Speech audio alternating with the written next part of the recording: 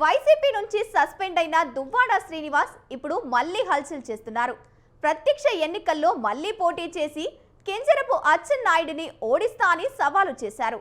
ఇప్పటి వరకు ఒక్కసారి కూడా ప్రత్యక్ష ఎన్నికల్లో గెలవని దువ్వాడ ఇప్పుడు సడన్ గా సవాలు ఎందుకు చేశారు? నిజంగా దువ్వాడకు గెలిచే అంత సీనుందా? Let's watch the story.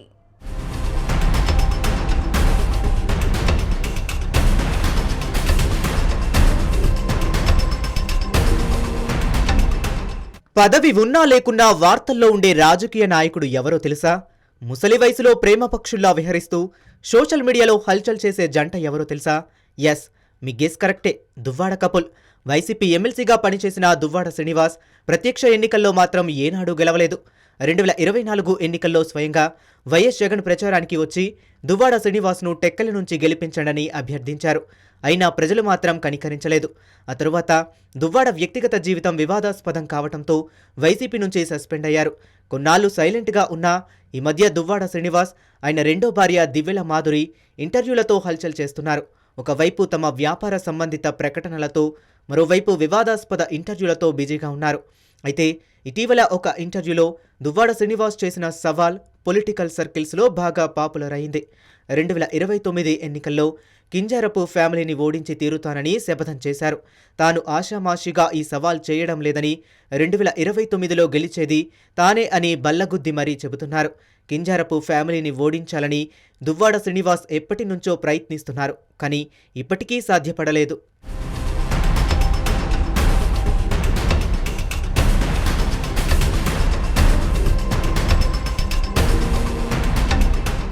Kinjarapu ఫ్యామిలీని ఓడించి తీరుతానని దువ్వాడ శ్రీనివాస్ ఓ యూట్యూబ్ ఛానల్ ఇంటర్వ్యూలో అరచి గోల చేశారు. టెక్కలి అసెంబ్లీ ఎన్నికల్లో కింజరపు అచ్చెన్నాయుడును ఓడించి తీరుతానని శపథం చేశారు. అయితే ఇలా ఆయన గతంలో కూడా చాలాసార్లు శపథం చేశారు. కానీ ఒక్కసారి కూడా నెగ్గలేకపోయారు. చివరకు కింజరపు వారి గ్రామం నిమ్మాడ వెళ్లి మరీ హల్చల్ చేసినా కనీసం ఒక్క వార్డులో కూడా తన వారిని గెలిపించుకోలేకపోయారు. దువ్వాడ ట్రాక్ రికార్డు చేస్తే గతంలో ఉన్న హరిశ్చంద్రాపురం నియోజకవర్గంలో గానీ, ఇప్పటి టెక్కలి నియోజకవర్గంలో గానీ విజయాలు సాధించిన దాఖలాలు లేవు. దశాబ్దాలుగా దువ్వాడ కుటుంబం కింజరపు కుటుంబం చేతిలో ఓడిపోతూనే ఉంది. 2004లో హరిశ్చంద్రాపురం నియోజకవర్గం నుంచి టీడీపీ అభ్యర్థిగా అచ్చెన్నాయుడు, కాంగ్రెస్ అభ్యర్థిగా దువ్వాడ శ్రీనివాస్ భార్య దువ్వాడ వాణి పోటీ చేశారు. వైఎస్ఆర్ ప్రభంజనంలో కూడా దువ్వాడ వాణి గెలవలేకపోయారు. 2009లో నియోజకవర్గాల పునర్విభజన తరువాత హరిశ్చంద్రాపురం రద్దు కావడంతో కింజరపు ఫ్యామిలీ టెక్కలి నుంచి పోటీ చేస్తూ వస్తుంది. 2009లో టెక్కలి నుంచి పీఆర్పీ అభ్యర్థిగా దువ్వాడ శ్రీనివాస్, టీడీపీ అభ్యర్థిగా అచ్చెన్నాయుడు పోటీ చేశారు. కానీ వారిద్దరినీ కాంగ్రెస్ అభ్యర్థి కొర్ల రేవతిపతి ఓడించారు.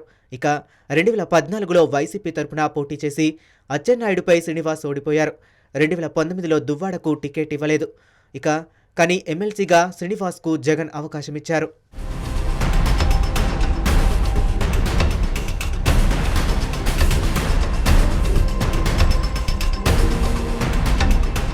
రెండు 2024లో జరిగిన ఎన్నికల్లో మళ్లీ అదే ఫ్యామిలీపై టెక్కలి అసెంబ్లీ నుంచి పోటీ చేసి ఓడిపోయారు దువ్వాడ శ్రీనివాస్.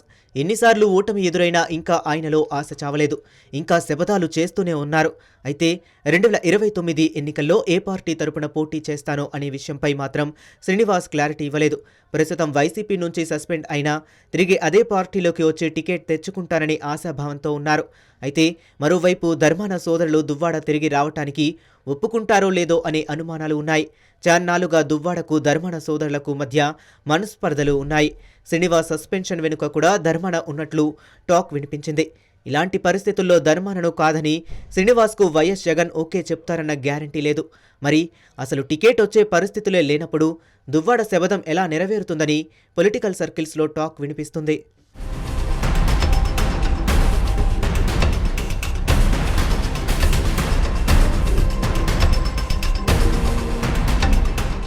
రెండు 2021లో ఏపీలో పంచాయతీ ఎన్నికలు జరిగిన సమయంలో టెక్కలి నియోజకవర్గం ఇన్ఛార్జిగా దువ్వాడ శ్రీనివాస్ వ్యవహరించారు. అప్పట్లో నియోజకవర్గంలోని 4 మండలాల్లో 120 పంచాయతీలను వైసీపీ సొంతం చేసుకోవడంలో దువ్వాడ శ్రీనివాస్ సక్సెస్ అయ్యారు. అయితే కింజరపు కుటుంబం సొంత గ్రామం నిమ్మడ వెళ్లి ఆ ఫ్యామిలీకి వ్యతిరేకంగా ఒక అభ్యర్థిని నిలబెట్టారు. ఓపెన్ టాప్ చిప్ పై వెళ్లి తడగొట్టారు. కింజరపు అప్పన్న అనే వ్యక్తితో నామినేషన్ వేయించారు. అక్కడ గెలిచి తీరుతానని శపథం చేశారు. అప్పటికే సచివాలయ వ్యవస్థతో పాటు వాలంటీర్లు వైసీపీకి అండగా ఉన్నారు. కానీ ఆ ఎన్నికల్లో కనీస స్థాయిలో కూడా ఓట్లు తెచ్చుకోలేకపోయారు దువ్వాడ ప్రతిపాదించిన కింజరపు అప్పన్న. ప్రతి ఎన్నికల్లోనూ కింజరపు ఫ్యామిలీతో కయ్యం పెట్టుకోవడానికే దువ్వాడ ప్రయత్నిస్తూ వస్తున్నారు. ఎన్నో ఏళ్లుగా ఆ కుటుంబంపై విజయం సాధించడం లేదనే ఫ్రస్ట్రేషన్ ఆయన్ను వెంటాడుతుంది. ఈ క్రమంలోనే తాజా సవాల్ విసిరారనే టాక్ వినిపిస్తుంది.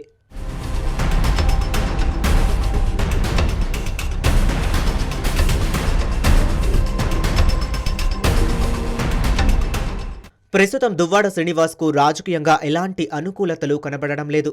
వైసీపీ నుంచి సస్పెండ్ అయ్యాక హైదరాబాద్లో తన రెండో భార్యతో కలిసి వ్యాపారం చేస్తున్నారు. తాను ఎప్పటి నుంచో చేస్తున్న గ్రానైట్ బిజినెస్కు సమయం తగ్గించేసి ఇప్పుడు వస్త్ర వ్యాపారంలోకి దిగారు. అంతేకాకుండా స్వయంగా ఆ వ్యాపారానికి సంబంధించిన యాడ్స్లో కూడా కనబడుతున్నారు.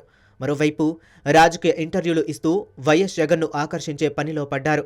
అందుకే కింజరపు ఫ్యామిలీని ఓడించి తీరుతాననే శపథం చేశారనే టాక్ వినిపిస్తుంది. మరోవైపు సీనియర్ నేత ధర్మన ప్రసాదరావు వైసీపీ వర్కింగ్ ప్రెసిడెంట్గా బాధ్యతలు తీసుకుంటారనే ప్రచారం జరుగుతుంది. ఒకవేళ అదే నిజమైతే దువ్వాడ శ్రీనివాస్కు తిరిగి వైసీపీలో ఎంట్రీ దొరకడం కష్టమవుతుంది.